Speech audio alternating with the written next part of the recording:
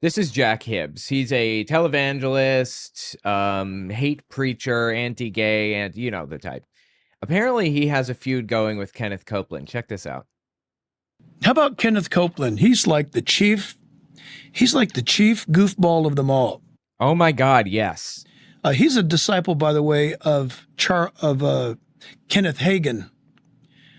I've never heard of that person. I'm not sure what he's talking about, but okay. Kenneth Hagin really popularized the prosperity, health, and wealth doctrine of it all. If you don't know the health and wealth prosperity doctrine or whatever, it's the idea that if you send God, quote unquote, also known as Kenneth Copeland, money, then you will get something in return. It's like a quid pro quo with Jesus. 100% serious. It's a fully fledged Christian doctrine now that was popularized in the 1900s. And it was kind of a mix of a few different doctrines, a new age type of spin on things like the law of attraction type of deal. And Kenneth Copeland and John Hagee, is that his name? And a bunch of others all kind of adhere to this. Jack Hibbs also adheres to it, so I don't want to hear it. He's just feuding with this guy right now, and he's looking for some reason to attack him, that's all. And so Charles Capps,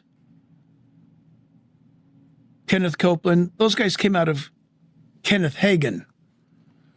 And so Kenneth Copeland, who I think if you look him up right now, he's personally worth $900 million. Yep. He's almost a billionaire, and he's proud of that fact and parades it around. Like, as a televangelist or as a man of God, I would at the very least not parade that around. Pride is a sin. Right? And that's okay. You know, it's okay if you're worth $900 million if you're Tom Cruise making movies. But if you're worth $900 million because grandma's been sending you her welfare check, I don't know, you should be arrested. As if that's not exactly what Jack Hibbs is doing. As if that's not exactly how his ministry has operated and how he got rich. It's wild.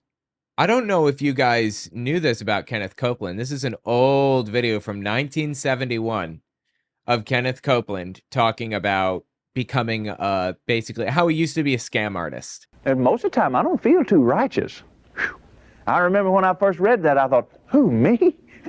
You know, there's some guys right in some parts of the state of Texas that don't believe I'm too righteous either. Whew. Man alive, after the way I lived before I got a hold of God. The other day in Dallas, I was at Love Field fixing to leave town on the airplane, and a friend of mine was with me. In fact, he's in the studio audience here tonight. And when I put the check that said Kenneth Copeland Evangelistic Association over on the counter, you know, to buy the airplane ticket, the guy looked at it, and he stood back a minute, and he looked at me. He said, Evangelistic Association. I said, yeah, you know. He said, he turned around to the other guy, and he said, are you with him? He said, yeah. He said, there's a lot of laughing here. I don't understand. Because he's acknowledging that he's a scam artist, and that's not something people would normally acknowledge, I guess. I like how he's the one laughing, and then there are like two audience members agreeing that it's hilarious. Yeah. People like to mirror. do you know about him? He kind of smiled. He said, yeah, I know all about him. He said, you're not telling me anything new. He said, I know something about him you don't know. And that thing was that he loves Jesus. Anyway, God, dude. Kenneth Copeland has been a scumbag since time immemorial is my ultimate point here.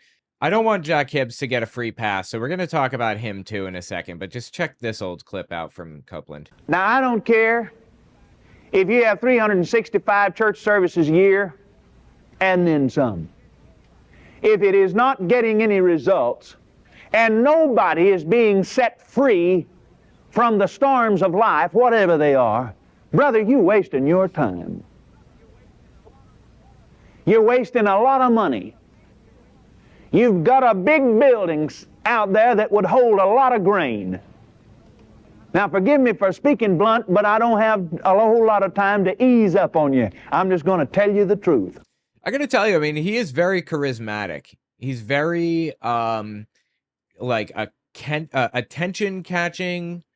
He knows how to frame things in such a way that's interesting, and he's got a very interesting, charming like accent or kind of cadence or whatever. Give him that. This freeze frame though. You don't like it? I don't like it. I He has the concealer lips that were super popular. talk about what you're talking about, duck lips? No, like where you put concealer on your Oh. lips to make them all Oh, just normal color, like skin color instead of like lip instead color? of like like pink or whatever normal color they were. He And has heavy makeup on. I have to wonder, is this before or after the heavy plastic surgery that he had? Because those lips, bro. Yeah, like I maybe he got lip filler. Yeah. Time to ease up on you. I'm just going to tell you the truth. So he's going to tell us some hard truths here. Okay, lay it on me, Kenneth. And if you're not using that big old building but one time a week, that's the most foolish investment I've heard of in my life. And there's not a Jew in town that'll go along with you. Wow, dude. He just said, if you're not doing this financial investment, there isn't a Jew in town that'll go along with you. Oh my God, dude. That was pretty random. Yeah, I figured I'd just pull the, a couple of old clips out of the holster. I think his accent is transatlantic, which is manufactured for old Hollywood to accommodate the technological limitations of the film. Oh, interesting. Yeah. the I know what you're talking about. I love the transatlantic accent so much. Yeah. All right, check this out. This is Jack Hibbs giving the Christian perspective on UFOs. So you would normally think, UFOs, I knew it from other planets, all this stuff. Wow, Fox Mulder was right, X-Files, yes. George Jetson, I get it. Okay. I'm not sure why everyone's laughing at that. And Well, like, was that funny? yet I think that what is truly behind all this stuff is what has been truly behind everything. For the record, I do not believe in creatures from other worlds. I do not believe in other planets. I don't believe in these creatures are visiting us from other places. I believe it's demonic, demons, fallen angels, because you have no idea, nor do I, what a fallen angel is. Okay, so he thinks that aliens are secretly fallen angels. You have no idea what a fallen angel is, but he just described them. They're angels that have fallen. Big wings, halo, the whole bit. Well, broken, I guess. Yeah. What they can produce, you don't know what they can create. Well, Jack, we have UFO materials that have been collected from crash sites. Were you gonna hit a button? Yeah. Go ahead. He said we don't know what they can produce or create, but I'm pretty sure it's the exact same thing that angels who haven't fallen can produce and create. They're the same thing, just one of them is no longer in heaven. And I guess one is evil. Well, I guess yeah. I guess he's referring to them as like demons or whatever. Well, yeah. Do I get more powers if I'm evil? Because I think you can't get get up. fewer powers is the bit in his mind. But then we don't know what they're capable of creating. They would be capable of creating the same things angels are capable of creating. Look at angels' limitations, add a few extra, and then there you go. There's a fallen angel right there. We can understand it perfectly. Theologically, I believe that he thinks that demons or evil, Satan, is incapable of creating anything, and they can only reuse things that exist. But angels can create in his mind. I don't know why. He just okay, yeah. I understand that. That has been scientifically tested. That there are aliens? No, it hasn't. Like, he lives in a delusion, like, in every aspect of his life. My God. I just believe the origin is an act of deception by Satan to get people duped. So he thinks that aliens are here to pull people away from God. Check this one out. This is Jack Hibbs on evolution and being gay. When two people of the same sex get together, it's out of sheer wanton lust and pleasure only. No, it's not. Being gay is not a form of sex. It's a form of love. Okay. I don't have any desire to date a dude because I'm not gay. It has no bearing or effect or nothing to do, no connection at all to sleeping with anybody. He's taking it an additional step into sleeping with somebody. I don't see an issue with either of those things, though. Yeah, it doesn't They're matter. not the same thing. Homophobic people tend to look at a gay couple and take that step to think, wow, they're sleeping together. You don't do that for anyone else. There's no point. Right. Only for self. Nothing comes of it. No life can come from it. No family can come from it. And let me insert this. If you're an evolutionist, you have to be against same-sex union. You do? If you're an evolutionist. And by the way, where have been the evolutionists on this topic? Wait, why would I have to be opposed to that? You know, there is an evolutionary explanation for why gay people exist. It's because it's not genetic. It doesn't pass down through genes. Being gay doesn't. But gay people emerge in society anyway. And to my understanding, it happens because the mother, basically, the body interprets it as like a foreign body and releases antigens to protect the mom, thinking that it doesn't belong there. And the more boys a mother has, specifically, the more antigens are released each subsequent pregnancy, and the more likely it will be for the kid to come out gay if there are more antigens in the pregnancy.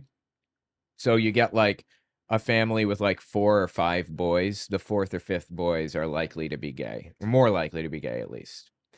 I was the 3rd boy and I'm not gay. So anyway, the reason that gay people exist evolutionarily is because there are a lot of unwanted children in society whose parents have died, or whose parents just don't want them for one reason or another.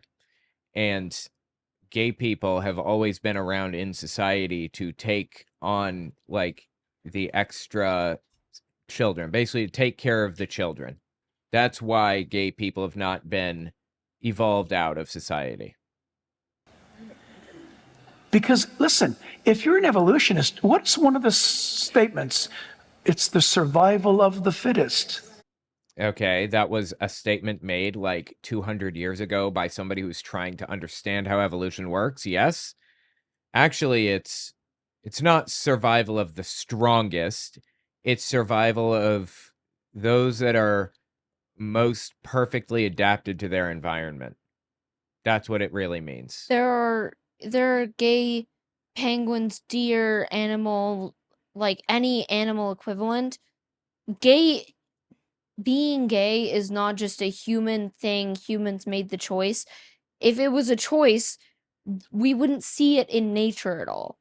And Right. It's all over the place. yeah, he just doesn't comprehend that. No. Or care. Yeah. He's coming up with propagandistic nonsense to try to attack people.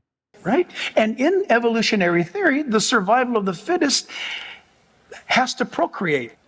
Not Not necessarily, necessarily. no. But if evolution's true, then there would be no such thing as homosexuality. That's right. That's right. You hear the people Yeah. that's right, yelling it in the background like fools. That's right.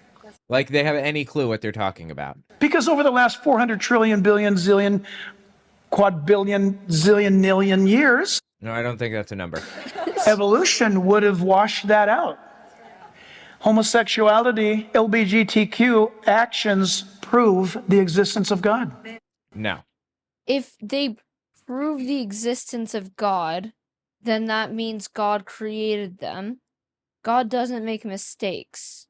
So everything that this man says goes against everything that he believes, no matter what logic he tries to apply to it. Yeah, pretty much. And like I said, they have not been weeded out of society because it's evolutionarily and societally advantageous for people to be around to take care of unwanted children. Because God's word says would be some of the outcome and actions of the last days. Amen. Just nonsense. Anyway, dude's a complete scumbag, and honestly, so is Kenneth Copeland. He has no place to talk here.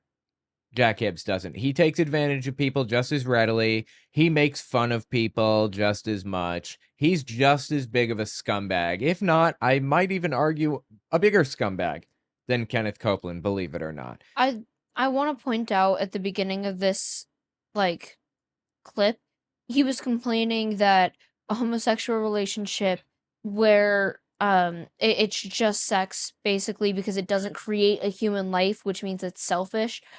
I wonder what he thinks about infertile people or people who don't want to have children or can't have children for one reason or another. Oh, that was God's doing. He decided that's how it should be, and that's how it is, so no big deal. But then God created gay people, which is what he just said. Don't try to poke holes. Everything falls apart when you poke holes. Anyway, yeah, it's just ridiculous. These people are both scumbags, and he has no place to talk. Except everything he says at face value, because when you don't, it falls apart, and he doesn't want that, so you have to just believe him. Yep. Believe him with no proof. Anyway, tell me what you think.